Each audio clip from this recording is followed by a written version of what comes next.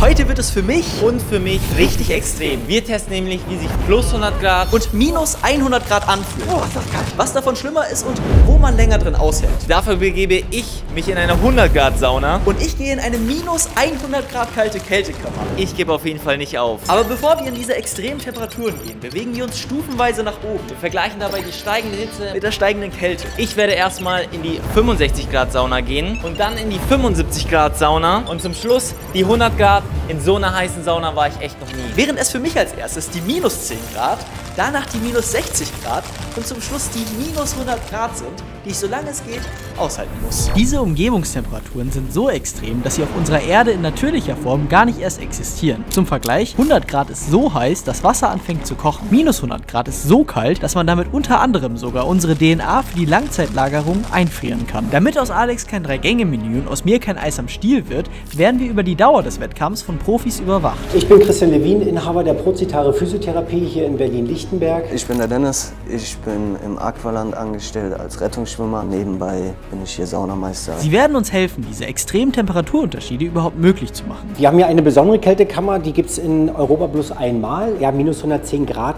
Ich sage, es ist immer der Gang in die Hölle. Es fühlt sich so an, als wenn man so ein Brett vom Kopf kriegt. Dafür müssen Alex und ich uns fast 600 Kilometer voneinander entfernt duellieren. Dadurch, dass wir das Wasser auf die 250 Grad heißen Steine beispielsweise kippen, kriegen sie eine unheimliche Menge an Wasserdampf wirklich durch die 3 Hautschichten geschossen, was richtig extrem heiß ist. Und um euch zu zeigen, wie extrem beide Temperaturen sind, werden wir ein Experiment machen und ein Ei nehmen. Und vergleichen dann nach 15 Minuten, was mit dem Ei passiert ist. Okay Leute, das ist heiß.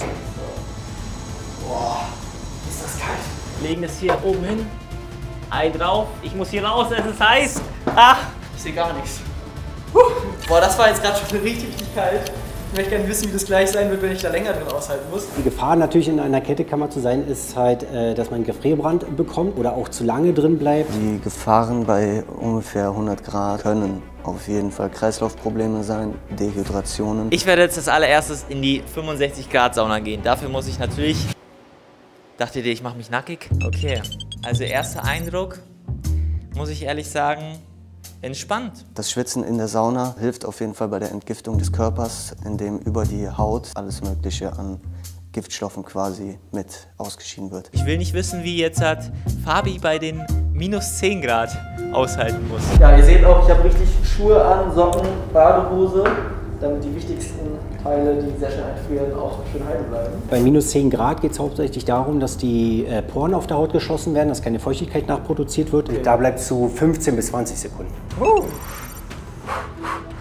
Ja, das geht auf jeden Fall noch. Also es ist auch ein bisschen ungewohnt, oberkörperfrei in so einer Kammer zu stehen. Man hat permanent Adrenalinausschüttung, Endorphinausschüttung, wenn man dort reingeht. Jeder, der Entzündung hat im Körper, sei es Sportler, sei es eine Muskelverletzung, aber auch Tinnitus kann man damit behandeln. Also es hat schon mehrere Vorteile. Aushaltbar. Gehen wir wieder raus. Boah, ja, schon auf jeden Fall kühl. Ein und wieder aus. Mir geht's gut. Ich bin schon ein paar Minuten drin und ich kann hier komplett entspannen. Ich bin ja auch ein Saunagänger, also ich liebe es, in die Sauna zu gehen. Ich war aber bisher nur in 90 Grad. Das war das Maximal und das war schon sehr hart, muss ich sagen. Ich glaube, ich brauche definitiv eine Stufe höher. Empfehlungen von Saunagängen gilt an sich grundsätzlich, dass wir maximal 15 bis 20 Minuten empfehlen tun. Natürlich ist es wichtig, nach den Saunagängen immer eine kleine Pause zu machen. Die gönne ich mir jetzt halt auch und dann geht's weiter zur nächsten Sauna. In der nächsten Kältekammer wird schon minus 50 Grad kälter. Dort wirst du dann 1 Minute bleiben. 1 Minute schon? 1 Minute. Okay. Und da geht es hauptsächlich darum, die Feuchtigkeit, die noch auf der Haut ist, dass die richtig abgespült ist. Also du hast dann eine recht reine, trockene Haut. Bei den minus 60 Grad wird es dann schon so sein, dass der Körper so langsam die Organe darauf vorbereitet. Ne? Also du wirst auch nicht mehr so einen hohen Lungenvolumen haben. Ist das vergleichbar mit Eisbahn oder ist das schon... Es ist eine andere Kälte. Also es ist vergleichbar mit Eisbahn, ja, das ist richtig. Aber hier haben wir eine trockene Kälte, die wesentlich angenehmer ist, als in was nasses, kaltes zu steigen. Ich bin echt gespannt. Ich habe mich noch nie so kalten Temperaturen ausgesetzt. Also ich habe sowas echt noch nie vorher gemacht. Bin echt ein bisschen nervös, wirklich. Okay, ich würde sagen, wir gehen jetzt in die 75 Grad Sauna. Let's go. Das ist auf jeden Fall ein großer Unterschied, obwohl es nur 10 Grad sind. Ich kann hier schon nicht mal stehen. Je weiter oben ihr seid, desto heißer ist es. Also hier ist es noch am kältesten. Das liegt daran, dass die heiße Luft nach oben steigt. Und ich will natürlich die volle Experience, also setze ich mich ganz nach oben. Boah. Oh mein Gott, das ist kalt. Boah, Alter, Leute, das ist kalt. Boah, sowas habe ich noch nie erlebt. Boah, ja, ich muss ein bisschen mich bewegen. Bei minus 60 oder minus 70 Grad in der Mittelkammer ist es so, die Feuchtigkeit, die noch auf der Haut ist, die wird komplett abgespült. Man hat dann so eine richtig reine, trockene Haut. Boah, was mache ich hier? Boah, es sind minus 60 Grad kalt. Frag mich echt, wie es bei Alex gerade ist. Für die Leute, die Sauna nicht mögen, wird 75 Grad vielleicht schon eine Challenge sein. Aber alles besser als minus 60 Grad. Mir geht's gerade ganz gut. Meine Nasenhaare sind, glaube ich, schon eingefroren. Okay, raus hier. Boah, ist das kalt, Leute. Das habe ich noch nie erlebt. Das ist so eine ganz andere Kälte, aber auch irgendwo angenehm. Aber trotzdem, also ich zitter doch trotzdem noch. Kann man sich da jetzt aufs Fahrrad theoretisch schon setzen? Könntest du machen, genau. Sobald man rauskommt aus der Kältekammer, merkt man richtig, wie der Prozess wieder in Gang gesetzt wird. Dass der Kreislauf angeregt wird, dass die Muskulatur mit sauerstoffreichem Blut wieder versorgt wird. Es macht einen aktiver. Also ich habe mal eher das Gefühl, dass man so einen Aktivpush bekommt, wie dass man jetzt irgendwie so krasse Entspannung. So ist geil mit dem Fahrrad. So hat man so ein bisschen, wärmt man sich ein bisschen auf. Okay Leute, ich habe echt Respekt, da jetzt gleich in diese kalte Kältekammer reinzugehen. Aber unser Ei ist ja noch drin. Und wir schauen jetzt mal, was nach 15 Minuten mit dem Ei passiert ist. Holy Macaroni. Ey, der Boden ist schon so heiß. Fuck, es ist heiß. Holy shit. Okay Leute, wir werden das Ei jetzt aufmachen. Ich muss sagen, es ist wirklich kochend heiß. Ich bin sehr gespannt. Ich kann es kaum anfassen. Okay, wir machen es auf. 3, 2, 1. Okay. Ah! Holy shit, was? No way! Oh ja! Oh ja, ich sehe schon was. Boah! Nach 15 Minuten ist unser Ei hier tatsächlich schon komplett eingefroren. Es ist leicht gecrackt. Es macht auch echt einen harten Eindruck. Schauen wir mal, ob wir ein Ei jetzt aufschlagen könnten. Ja, es ist komplett hart. Leute, das ist steinhart. Die Schale bleibt einfach ganz, bis auf hier, wo sie quasi eingefroren ist. Ich hoffe, das passiert nicht mit mir, wenn ich da gleich reingehe. Aber ich bin mal gespannt, was mit dem Ei bei Alex passiert ist. Okay, also es ist innen wahrscheinlich noch relativ flüssig, aber man kann es aufmachen. Holy shit, das ist einfach, schaut mal. Es ist einfach relativ fest. Das könnte ich jetzt... Schmeckt gut. Ey, ich kann es essen, Leute. Ich kann es echt essen. Wow. Oh. Das ist wirklich extrem. Hätte ich nicht gedacht. Boah, Leute, schon nach dieser kurzen Zeit im 100-Grad-Raum habe ich Kreislaufprobleme bekommen und musste sofort was trinken. Also in einem Saunagang kann man ungefähr 100 Milliliter Wasser bis zu einem Liter Wasser verlieren. Jetzt wird's ernst. Die GoPro haben wir komplett in Alu eingepackt. Ich bin mal gespannt, ob sie diese Kälte aushält. Auf geht's in die kälteste Kälte, die ich in meinem Leben bisher erlebt habe. Wer hält länger aus? Das Duell startet jetzt. Boah, ist das kalt. Boah.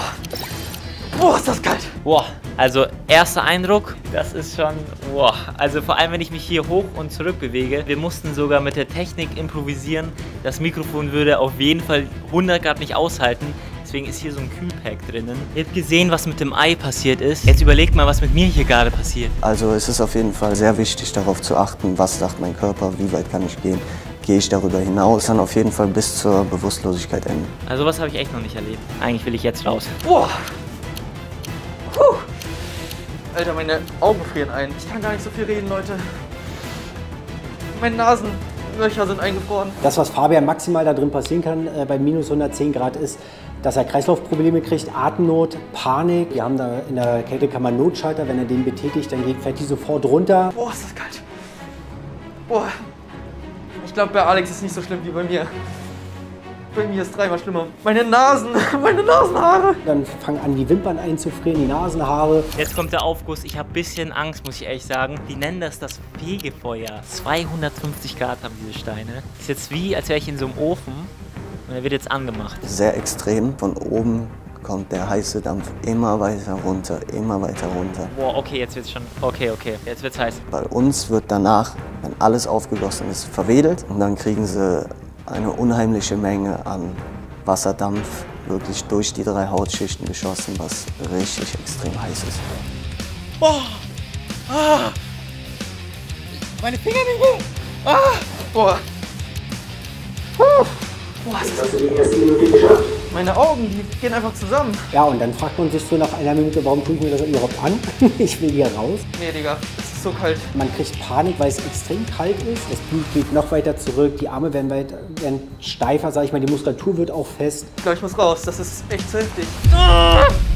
Okay. Mach sie. Okay.